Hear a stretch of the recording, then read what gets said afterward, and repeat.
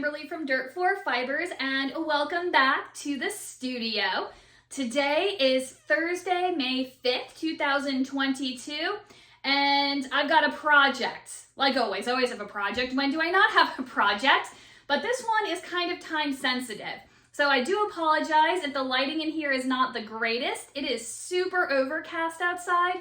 It's actually supposed to rain later tonight, all day tomorrow, a bunch on Saturday, which will become relevant in just a moment. So I've already forgotten. Did I tell you what day it was? If I didn't tell you what day it was, it is Thursday, May 5th of 2022. And on Saturday, so 2 days from now, on the 7th, the farmers markets begin. So it's my first farmers market of the season. And this year I actually signed up for both the Irvington and the Urbana farmers markets. So I'm really excited to see kind of what happens doing a farmers market more than once a month and seeing what the different towns are like. So that's going to be a lot of fun. But I have a little bit of a dilemma. So if you've tuned in for some of my other videos, you know that I'm really starting to kind of rethink my space setup. I revamped it for my big Fredericksburg show, but while I really liked my display for that show, it taught me that you have to balance out your display with the amount of inventory that you bring, and my car is only so big. So especially having to drive up to Irvington for just one day, I'm not going to be able to make multiple trips to bring stock in between, so what I can bring is what I can bring. The other kind of problem is that on Saturday, like I said, it's supposed to rain. And I'm not real keen on doing farmers markets when it's raining, mostly because all my stuff absorbs water like absolute crazy. And so it's really hard to get it all to dry out again. If it gets wet, I have to replace all the tags. However, last summer, I forgot what season it is, last summer, we had the same problem with rain. Actually, the first two markets in Urbana got completely rained out, and the last one of the season took place in pouring rain as well. So it just seems like here in Virginia, it's just gonna rain every time I wanna do a farmer's market. So I'm kind of thinking about what I can do in my setup to kind of compensate for that. So what I'm thinking, I do have my 10 by 10 space. I obviously have my tent. I've never used my tent sides, but I think on Saturday, that'll be the first time I throw those up. I also think that tonight, after I finish with this, I'm gonna go to Home Depot and grab myself some more tent weights. I do have sandbag weights that Velcro around the poles of my tent, and I do, of course, have my tent stakes to stake it into the ground. But if it's windy, and it can get really windy around here during stormy seasons, and so I don't know, I think I'd feel better if I had another set of weights. So I'm gonna go grab those from the store after I'm finished with this. I think the peace of mind is worth the extra 40 bucks or whatever they cost. But if it's gonna be raining, I don't wanna bring all of my product because more to get wet, more display I have to fit in the car. So the longer it's gonna take to set up and take down, which means more chance to get wet. And there's probably gonna be fewer people at the market because oh my gosh, so my whole filming apparatus just kind of tipped over. If that is an omen of things to come, then this is not gonna go very well, but that's okay. I don't remember what the last thing I said was. So I'm worried about, I'm gonna go get more tent weights. Yeah, so what I'm thinking for inside my tent is to just do a single 8-foot table set up, which is what I have behind me here. I usually have my 8-foot table and then another 6-foot table over on the side. But with the rain, I want to make sure everything's away from the tent sides. And I think what I'm going to do is set this up kind of mid-tent so that anyone who's looking at my display has enough room to come into the tent, but then I have enough room to sit behind the table.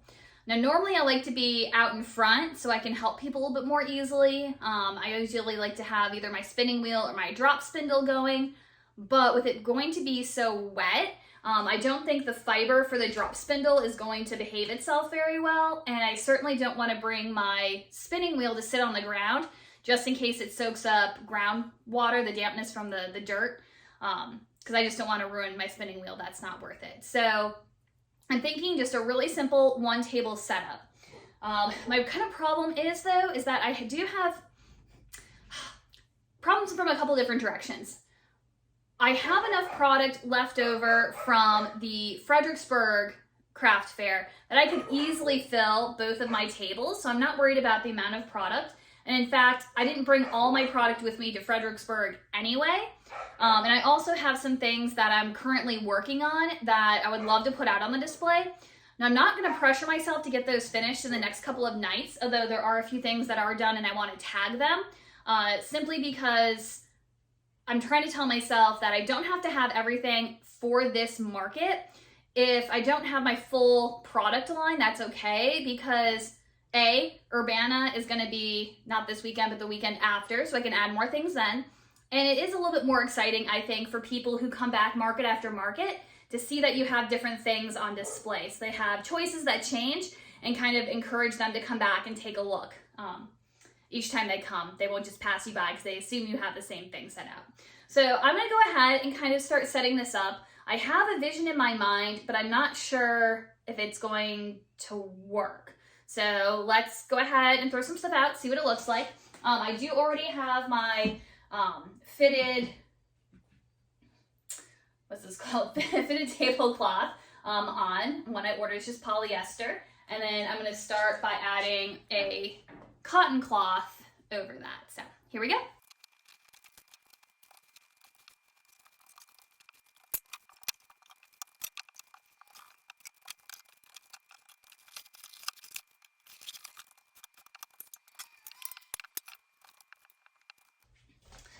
All right, I don't want to quite start loading this with product yet because I'm undecided. So when I did my setup in Fredericksburg, my back table, I actually used a pyramid of 4, 5, 6, 7, 8 crates along the back. And then I had another 3 over on the side to create kind of an elevated display that I could put my signs on. And while I like the way this looks, I don't know, my plan was to kind of put hand-dyed yarn on one side and hand-spun yarn on the other side, but I have a lot more hand-dyed than I do hand-spun, and so it's not going to be balanced if that's all I have. And then I have some handmade stuff that's going to go in the middle. I don't think it's enough room. I just don't think it's enough room. All right, let me try something else.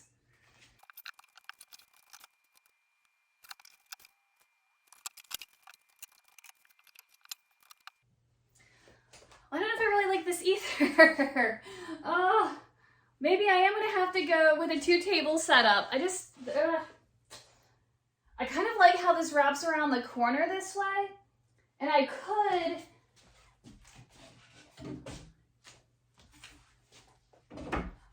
go a 3rd high. I do zip tie these all together. Would wind make this tip over? How much wind would make this tip over? I don't, There's no way. There's no,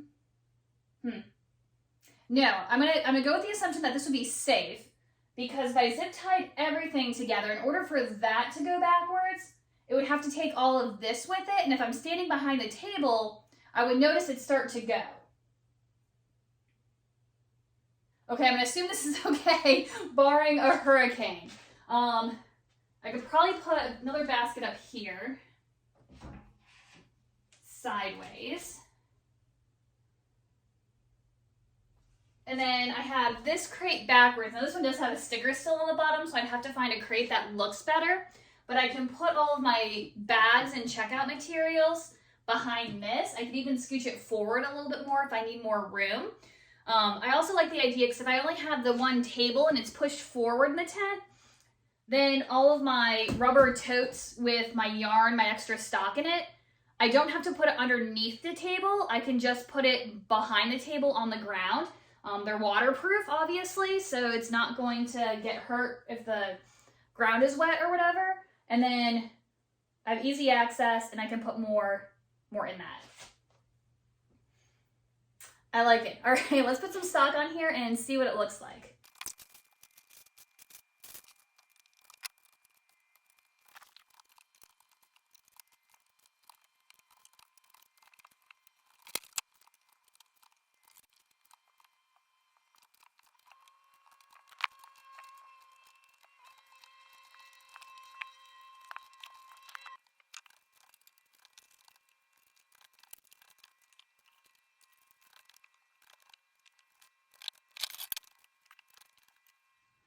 So I did have a little bit of a panic attack for a minute there. I thought I was missing an entire tub of yarn, but I found it downstairs in a corner, although I think I am still missing some stuff because I can't find one of my cowls that I had on display. So I must have another bag of something somewhere. So I'm gonna take a look around for that tonight, see if I can find that.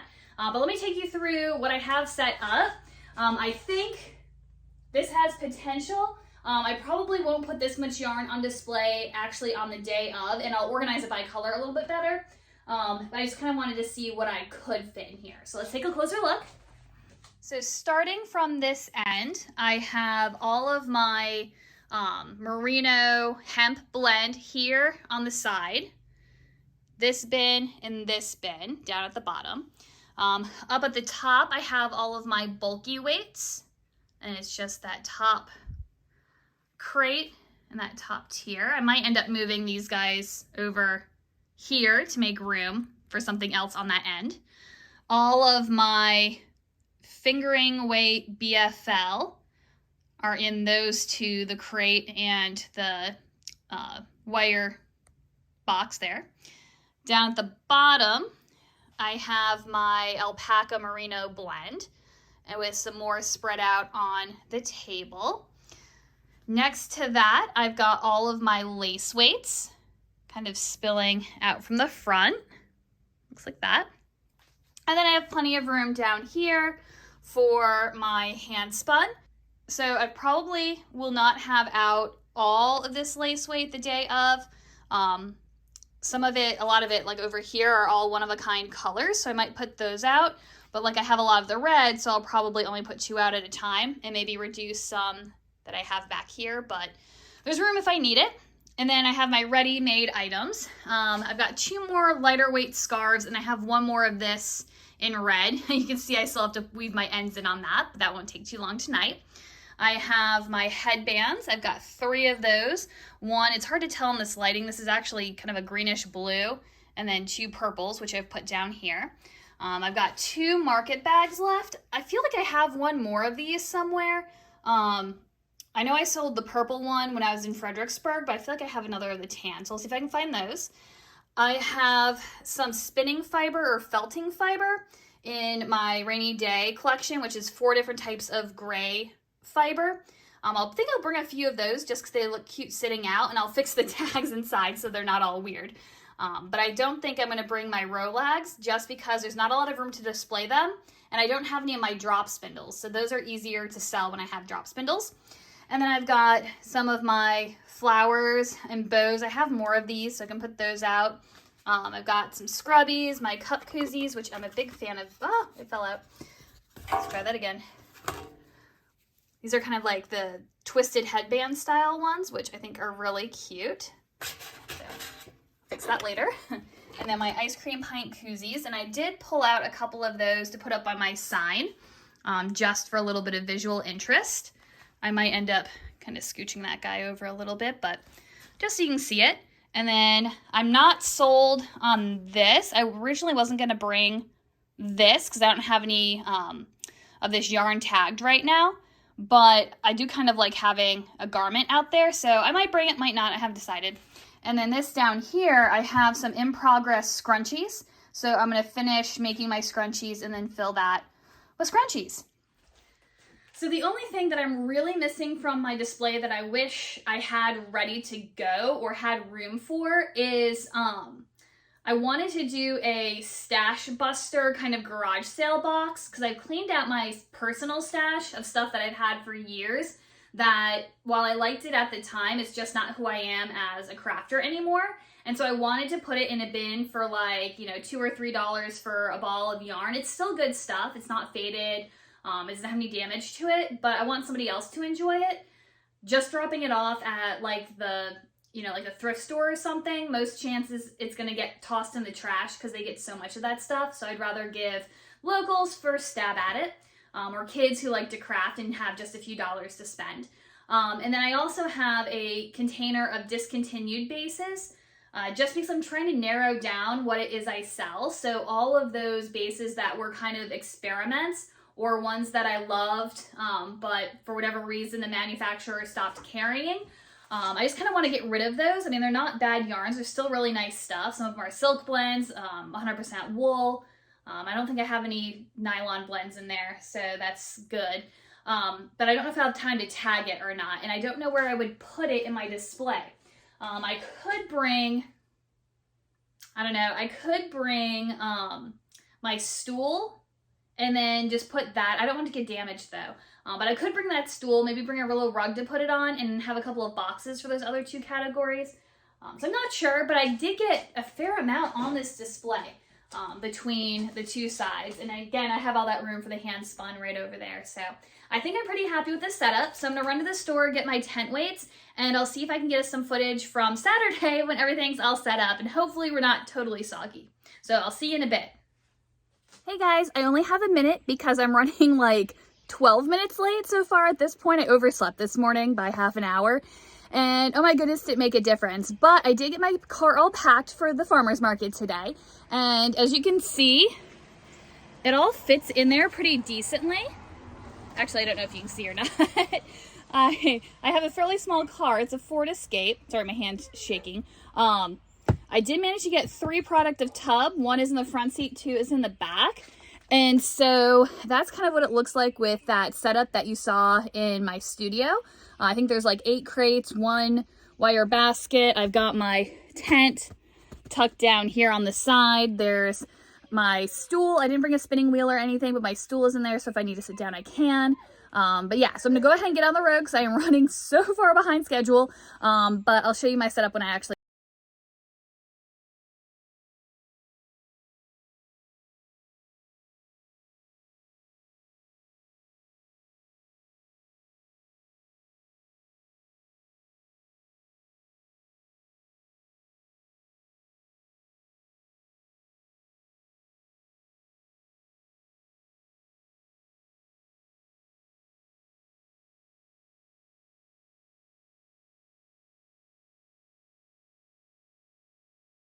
taken me absolutely forever to get around to doing this recap video, to the point where I've actually done my setup at 2 different farmers markets. First the one in Irvington and then one in Urbana. And it was a successful setup. I did like the one table. It seems that this summer the trend of rain on farmers market Saturdays is going to continue. It actually rained for both of the markets. So the one table was really nice because I kind of set it up mid-tent. That way I had enough room to stand behind the table. And I actually had my plastic tubs that I use to pack all my stock in set up behind the table rather than tucked up underneath. And that way I had kind of a waterproof platform that I could put my bags and check out items and things like that on it. And then in front of the table, there was still enough room for people to come in under my tent and get out of the weather and look at what I had. But my table was still far enough forward that people could see what I was selling as they walked past. So that part worked out really well. I could fit a fair amount of stock on the table. I got all of my yarn into that kind of crate pyramid. And then I had some more on the table out in front of the crates. There was still enough room though that people could take down different colors and kind of check them out and, you know, untwist the hand-dyed stuff so they could see what it looked like stretched out. And so that part worked really well.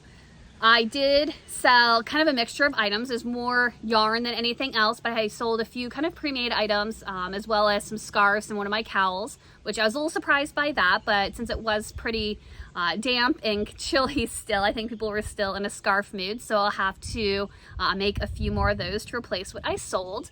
I am kind of thinking about how I'm going to work the stock/storage situation. Now, only bringing the one table and only having that one pyramid of crates meant that I could fit a lot more in my car. I actually managed to get 3 full tubs of stock, like big tubs of stock into my car. But the problem was I didn't bring my spinning wheel with me since it was raining. And if I have my wheel with me, I don't think I'm gonna be able to get 3 full big tubs in my car. I'm just not sure. I do have some smaller ones that I might be able to get most of my stock in. I don't think they're quite half the size of one of those big tubs, but it could be a solution. They might be able to slide over on the side where I have my tent, so I might be able to stick in a little more stock that way. I think it is still going to be a problem though when I travel further distances, especially to like craft shows and fiber festivals, that even with a reduced setup, I still can't fit any stock in my car. Yarn just takes up a lot of room. So I'm still looking into other display ideas. I did go to the Maryland Sheep and Wolf Festival, partially to see all the pretty yarn and to pet all the sheep, but also to take a look at what other people were using for their displays. And as much as I'm not a big fan of the grid walls, that is what a lot of people use. And once you get all your stock on them, the grids kind of fade away and you don't really notice them.